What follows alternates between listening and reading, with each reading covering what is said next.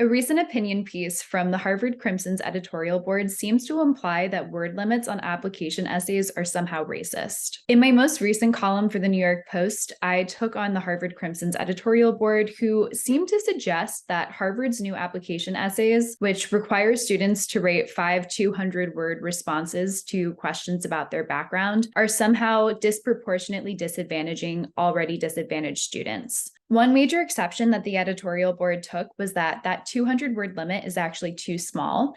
And they say that, quote, learning to package yourself within a shorter amount of space is a product of an advanced education, and that longer essays would, quote, more equitably allow applicants to discuss their experiences in full.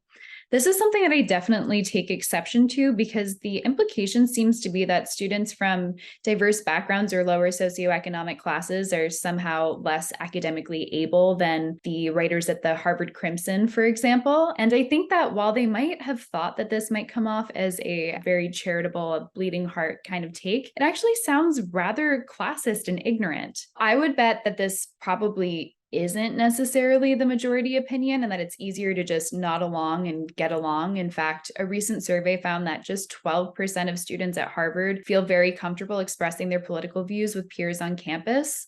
And I give a ton of credit to 2 lone students who actually stood out and wrote a dissenting opinion from this editorial board opinion, in which they took issue with this general idea that somehow students from disadvantaged backgrounds would be on the back foot with their intellectual experiences or their writing ability. I think this editorial is just one example of the way that sometimes really bizarre and provocative ideas can seem to be the majority view in academia, because the pressures of conformity are just so strong. But unless more students are willing to put themselves out there and say, maybe word limits aren't actually racist, then the tyranny of the majority will continue to prevail, and these sorts of ideas will continue to go unchecked.